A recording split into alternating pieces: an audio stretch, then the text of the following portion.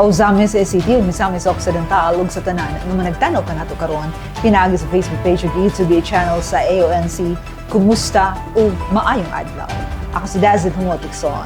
This is Ozamis Today.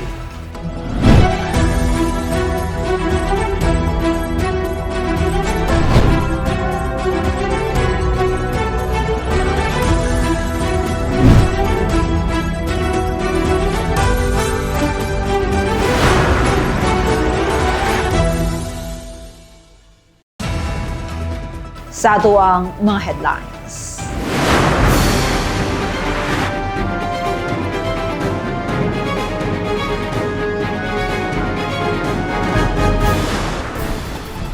Mga plano alang sa kabag-uhan o pagtabang sa kanhing mga rebelde sa Misamis Occidental gipresenta ni Governor Waminal. Nakabenepisyo sa kasalan ng bayan mukabat na sa 2,106 ka mga couples tungod sa good governance sa pamilyang Waminal, matud pa ni Vice Mayor Neri. Patrol car sa Osamis nanubra na. Seguridad paligunon, PNP andam na aron mapugngan nga makasulod ang illegal nga droga sa dakbayan kung ugaling mahumana ang Panglilby Bridge. Duha ka mga covered court sa barangay Tinago, Ayuhon og Paninduton. Mga programa sa Team Asenso nagtumong nga ang mga misamisnon magpuyong malinawon, malambuon og malipayon.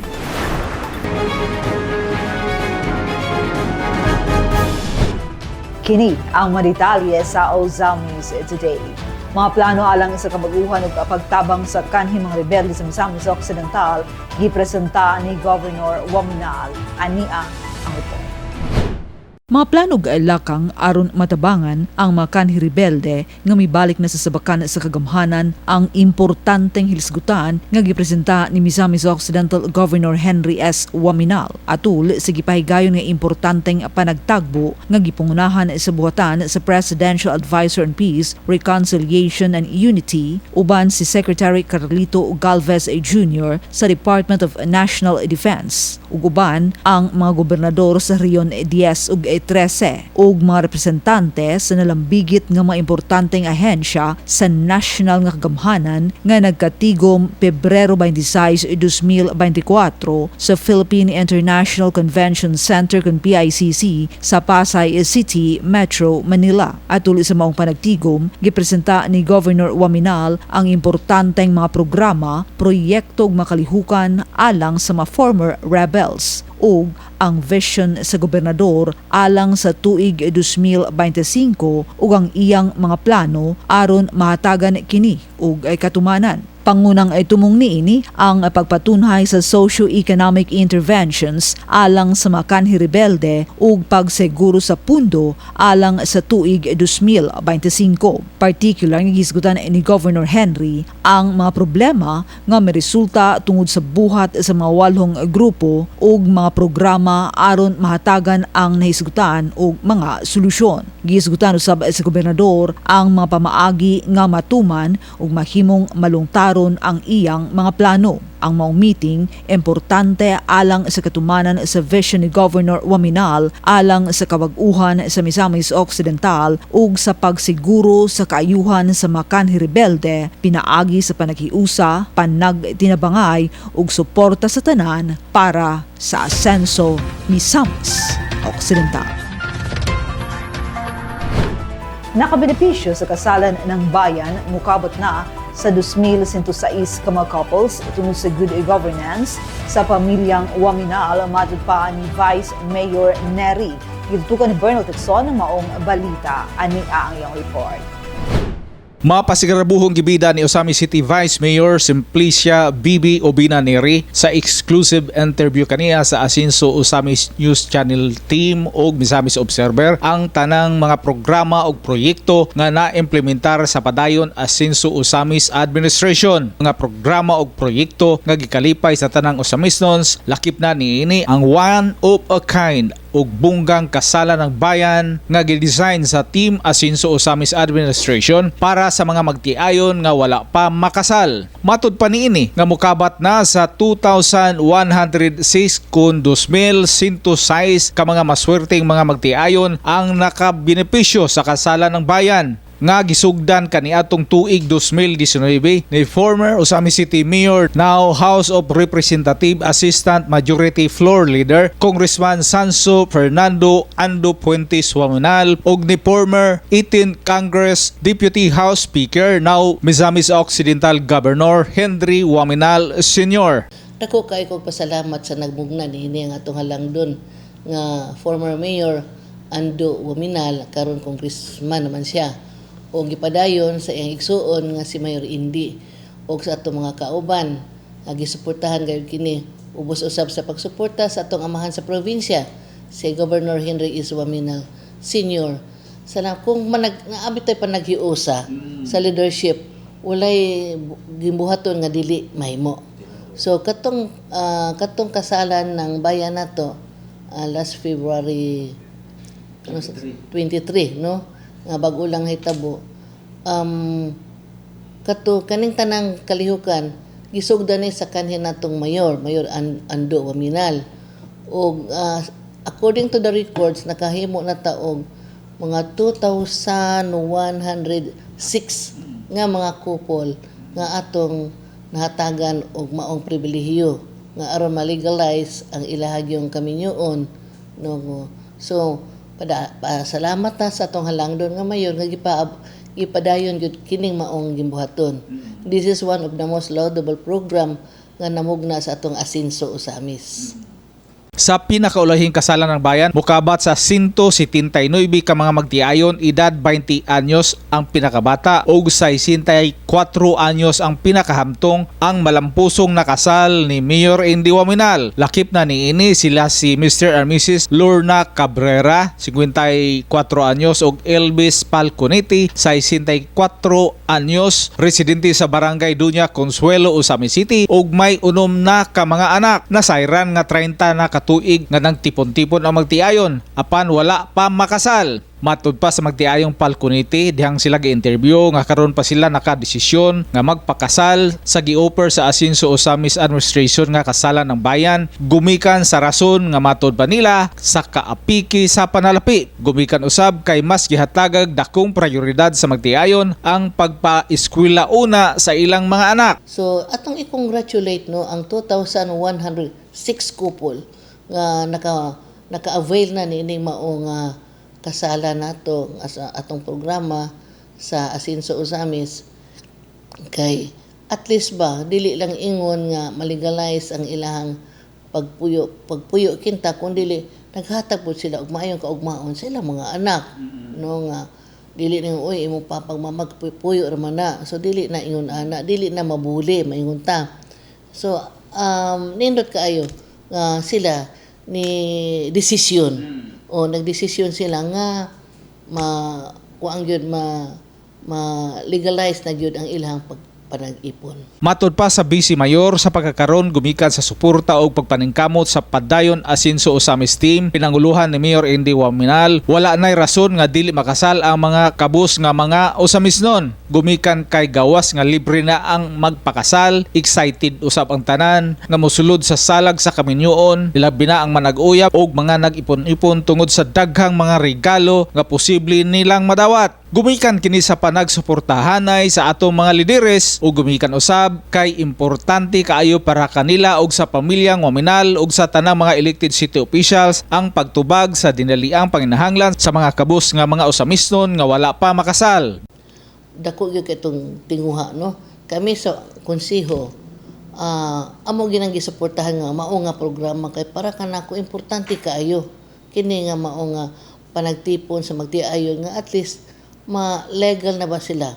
O ato pa makatong sa mga Katoliko, labing nindot po, mga pagkasal po sila sa pari. Mapasigarbuhon usab nga gibutyag ni Vice Mayor Bibi Neri ang iyang nakalap nga impormasyon nga daghang mga residente gikan sa silingan nga mga kalungsuran, syudad ug probinsya ang namalhina og puyo sa Osamis City tungod sa rason nga gusto usab silang makabenepisyo sa lubos-lubos nga mga proyekto o programa nga gipasiugdahan sa pamilyang Wamaynal, sama sa free hospitalization in private and public hospitals and free funeral services, one family, one professional scholarship program nga gipasiugdahan usab sa atong very hardworking governor, Rice Farmers Full Subsidy Program, world-class infrastructure development projects o uban pang mga programa o proyekto para sa kaayuhan sa katawhang Osamisnon nga ilang natagamtam gumikan sa good governance and zero corruption leaderships sa pamilyang Waminal. Mo na makaingon ta, we are very fortunate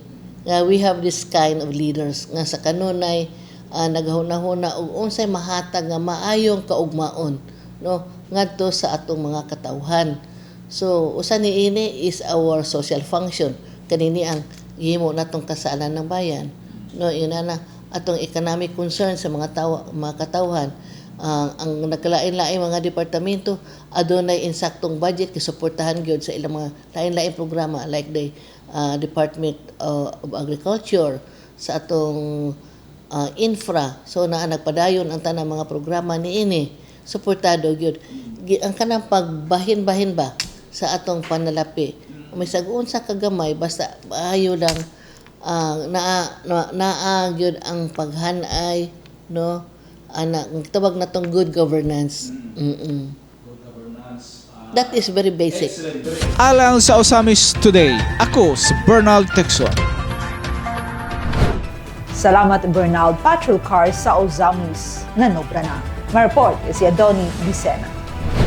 Bukas gihapon nga mudawat og tabang ang Osamis City Police Station gikan sa Asenso Osamis Administration o bisan gikan kang Governor Henry Waminal og ni Congressman Andu Waminal. Apan kon service vehicle gihapon kini, balibara na gayod ni Osamis City Police Station Officer in Charge, Police Major Dennis Tano, gumikan kay nanubra na matud pa ang mga modernong patrol car sa PNP Osamis. Matud pa sa hepe nga kung nadunay mga opisyal nga lakaw ang iyang mga personnel sama sa pagtambong og hearing sa korte, mabakanti gayud ang mga sakyanan. Samot na kung adunay personal nga mga lakaw ang iyang mga sakop. Dako ang pasalamat sa kapulisan sa Osamis sa suporta nga gihatag sa Asenso Administration kanila og kini nga suporta sa liderato sa Asenso, bugtian usab sa kapulisan og walay kondisyon nga balos labi na ang pagbantay sa kahapsay ug kalinaw sa Osamis. Kabahin sa patrol car, dili na ko mga patrol car kay wala na ikasakay nga pulis gyud sa tinuod lang. No. Usahay mabakante atong patrol car kay dili naman nato malikayan nga na ay mga pulis na to nga mag-court hearing, na ay mag-schooling, pag mga personal nga mga lakaw. So naagi panahon nga ang patrol dili magamit bakante. So muna nga mobalibad sa ako ni Mayor nga ay sa kong tagaig patrol. Okay, kuan kanang wala na gid may kasakay. So salamat kayo gyud nga kung sa unang panahon problema gyud nato ang sakyanan patrol cars karon kuan gyud nang hinubra. Igo gyud pud ba nga makasanong ta sa mga demand sa publiko. And then dako kay katabang po ng mga rescue vehicles sa barangay kay kanang paghatod sa pag-report, paghatod sa mga biktima, maka-blatter dayon.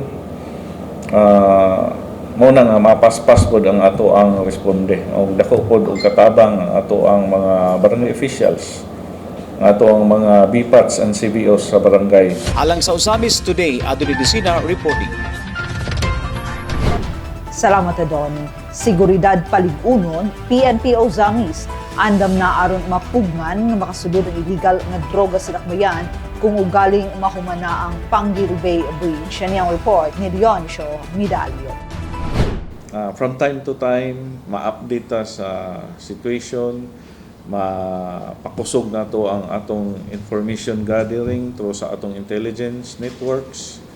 para mamonitor na to ning transaksyon sa droga sa atong lugar. Human sa sunod-sunod nga pagpahigayon og mga drug buy-bust operation sa kapulisan sa Osamis, batok sa mga taong tigpayuhot sa illegal nga droga sa dakbayan ug base sa investigasyon sa kapulisan og pag-angkon sa mga dinakpan nga halos ang mao mga illegal nga droga nagagikan sa silingan nga probinsya ang Lanao del Norte ug dili sa dakbayan sa Osamis. Sa ng tubod. Ako. Tubod. Ano gikan ning butang? Lanaw. Lanao, kita may mukha ikaw. Ha? Ikaw mismo man to? Ada ba sa Lanawan? Tubod. Og tungod dinhi mas palig-unon pa sa kapulisan sa Osamis ang seguridad kun ugaling mahumana ang Panggilby Bridge nga magkutay sa probinsya sa Misamis Occidental o probinsya sa Lanao del Norte aron mapugnan nga makasulod ang mga illegal nga droga sa atong dapit. Kini ang pamahayag ni OIC Chief of Police sa Osamis, Police Major Dennis Piñastano atol sa pinakaulahing press conference sa mga sakop sa local media baguhay pa lamang. Sumala pa ni Police Major Tano nga kung ugaling mahumana ang Panggilby Bridge, mas mukusog na usab ang economic activity sa atong probinsya o posible usab nga kini sakyan sa mga taong tigpayot o magdala sa mga illegal nga droga paingon din ni sa atong dapit. Usa gina sa amo ang gi-consider nga i-enhance gyud ang security once nga mag-open na ang bridge na to. Kay siyempre makusog man po ang ato ang economic activity tungod anang atulay. Paspas na ang kuan sa mga commodities, exchange of commodities. So paspas na. So mosabay po ang Siabo dihag kapaspas kay kung usahay ipambot-pambot pa o then magbantay pa sila kung mga patrolya si Major Buak or dili sa maritime. So karon paspas na. Matod pa ni Police Major Tano nga kini usa ka hagit alang sa mga law enforcers sa ilang padayong kampanya batok sa illegal nga droga o kinahanglan ang koordinasyon sa tanang law enforcers aron panghingusgan pa ang seguridad ug mapadayon ang kahusay ug kalinaw sa tibuok Misamis Occidental. Nakinahanglan gyud ni siya og coordination gyud sa mga law enforcement agencies on how we can enhance ang security na to, most especially sa atong campaign against illegal drugs. Kay paano siya? Challenge magini siya sa growing city or growing province. Challenge gid po na on how to maintain kanang peace and order kay mukuyog manggod po na. Gidugang pa ni Police Major Tano nga base sa ilang investigasyon nga mikusog karon ang transaksyon sa illegal nga droga sa dakbayan og naghangyo siya sa katawang Osamisnon barangay officials nga mutabang og magpakabana pinaagi sa paghatag og impormasyon ngadto sa kapulisan aron masumpo og masikop ang mga taong tigpayot sa illegal nga droga kay kini usa sa mahinungdan nga adunay metabong krimen. Ang transaksyon sa droga mikusogit siya. Ang ato lang is ato ang bantayanan ang ato ang lugar gyud. Mao na nangayo ko o tabang sa atong katawhan nga magmatngon gyud. Kay kani atong operations tungod ni sa tabang sa atong katawhan sa atong mga barangay opisyalis nga nagpakabana. Kung ato ang pasagdaan posible nga mahimo na nga ang sitwasyon sa droga talamak na. But there is ato at least base sa ato ang investigation, debriefing sa mga arrested persons. Span of 2 months to 3 months ang ilang operation. Nakuha din nato. Alang sa Osamis Today, ako si Leoncio Medalio. Salamat Leon. Siya duha ka mag-covered courts sa barangay Itinago, Ayukon ug Paninduton. My report is Igdenre Romina. Malipayon ni gipahibalo ni Kapitan Ricky Fuentes sa Barangay Tinago nga taganahan na og budget alang sa 2024 ang pagpa-improve sa duha ka mga covered courts sa ilang barangay. Kini ang iyang gibutyag atol sa interview sa Asenso Uzamis News Channel nato nakalabay nga adlaw. Siya miingon nga gipahanaan na ni Mayor Indy sa mga engineer gikan sa City Engineers Office aron sa pag-inspeksyon sa nasangpit na infrastruktura nga karaan na usab og gikinahanglan na sa pag-repair ug pagpa-improve. Dako ang kalipay ni Kapitan Fuentes sa nasangpit na proyekto nga gipapunduhan sa Asenso Uzamis Administration ubos sa pagdumala ni Mayor Indy Wominal Jr. tungod kay nahatagan usab kini og pagtagad sa namunuan ning dakbayan inubadan sa pagsuporta nila ni Governor Henry Wominal o Congressman Ando Wominal. Infra na to, no? Gihatagan ta ni Mayor Indy sa ato ang duha ka covered court. Atong kanang gitawag na mo nga Bananihon covered court o katong Malig-on covered court. So panhiyan na ni Mayor dire sa taga City Engineers, gi-inspeksyon na, gisukod na, basin og gihimuan na karon og program of works. So magpaabot lang ta na dayon para sa ma-implement na siya. So dako kayong salamat namo sa taga Barangay Tinago nga natagan ta og asinso nga covered court ni Mayor, no? Usa di ay kuan anika ang tan-awon sa tong daan na covered court karon kasamtangan karon na covered court. Usa di siya karaan na pwede kayo. Daan na gyud ang atong covered court, no? Sa una pa ng panahon, dayon ana pa yung mga buslot-buslot na pod. So medyo lami gyud putong sa asinso gyud nga covered court kay nindot yun kayo. Maibog manggali ko magtanaw ko sa mga ubang mga barangay nga nindot kayo ang covered court sa ato ang asinso. Kini dako og mamahimong epekto sa barangay sa umaabot tungod kay gipaniguro giliud sa Asenso Administration nga maanindot og solido ang naasoy nga edipisyo nga maghatag og kahamugaway sa mga katawhan nga mogamit niini. Nindot kayo kay Andre sa Madanihon nga akong istorya sa ato ang taga City Engineers nga kung mahimo mini gym. So sirado siya kay og naay mga programa dili na may magproblema og dapit mi mo adto ang binyo. So at least dire lang po sa Tinago. So nabi tayo mga meetings nga kinahanglan ta nga dili saba. So magmay mo tong close siya. So munay akong kuan nga ihangyo nga mini gym. O ang kato isa mo Kato isa open lang to isa. Kini nga proyekto usa lamang sa mga paabuton nga dakong kalambuan sa ilang barangay tungod kay ang barangay mibuhat man usab sa ilang tahas aron nga madalangan na sa ilang mga kabarangay ang mga batakang serbisyo programa pinaagi sa Asenso Uzamis Administration nga nakaangkla usab sa 5Ms nga mao ang mga misamisnon magpuyong malinawon, malambuon ug malipayon inubanan sa lig-on nga pagsuporta sa mga katawhan sa barangay Tinago. Alang sa Uzamis Today, kini si Glenn Ray Ruluna.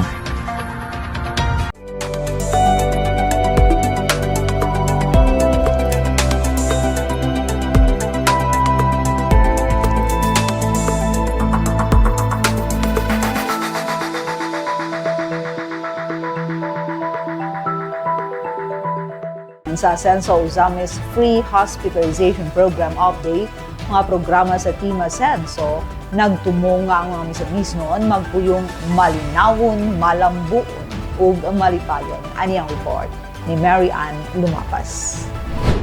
Ang programang Asenso Uzamis Free Hospitalization ug Pearl Assistance sa dakbayan sa Uzamis gimugna sa Asenso Uzamis Administration aron mahatagan og tabang ang mga Uzamisnon nga naglisod sa pagpangita og ikabayad alang sa naospital nga kapamilya o mga mahal sa kinabuhi nga masakit o nahiagom sa emerhensya. Usa sa mga nakabenepisyo niini mao ang inahan ni Marita Corpus nga si Tomasa Masyon, 73 years old, nga na-confine sa St. Joseph Hospital tungod sa balatian nga hypokalemia. Si Marita, 45 years old nga nagpuyo sa tabid Osamis City nga dili ganahan mokaon ang ihang mama ug luya na kaayo ang lawas niini hinungdan nga gisulod gayud nila dayon kini sa tambalanan ug nalipay kay siya nga giatiman ug maayo sa mga doktor ang iyang inahan. Apan sa dihang nasayran ni Marita nga kadako sa ilang excess bill nga mikabat kini sa kantidad nga 38,717 pesos, naghatag kaayo niyag kabalaka kung unsaon kini pagbayad tungod kay usa lang ka mananagat ang panginabuhi sa iyang bana og iyahang papa. Nga matud pa niya, lisod kaayo makapangita og mabayluan nga kwart nga sama niini kadako ang hospital bill. Og sa dihang miduol si Marita sa buhatan sa Asenso Osamis Administration aron mo avail sa medical assistance, sangko sa langit ang gibati niyang kalipay sa dihang gi-zero balance ang iyang excess bill pinaagi sa free hospitalization program.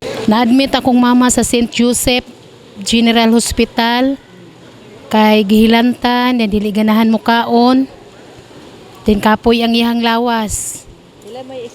Ang among excess 38,717.76. Gipol gyud sa Asenso, gisero gyud sa Asenso ug wala mi kanang nabayaran maskin piso sa hospital. Malipayon kay nga mitunol si Marita sa dako niyang pasalamat kang Governor Henry Wominal uban ni Congressman Ando Wominal ug ilabi na ni Mayor Indy Wominal nga kansang mga programa nga nagtabang sa mga misamisnon nga magpuyong malinawon, malambuon ug malipayon. Dako kayo akong pagpasalamat una sa Ginoo nga dunay mga instrumento nga iyang gipadala gikan sa probinsya hangtod diri sa syudad sa ilahang mga maanindot nga programa ug manghinaot ko nga mapadayon ning maong programa kay dakog ikatabang ilabi na sa mga para namo nga mga kabusgod ug nanginahanglan ug amo ang paningkamutan ug ipadayon ang among pagsuporta ining mga gikan ni Kong Ando, ni Gob Henry ug ni Mayor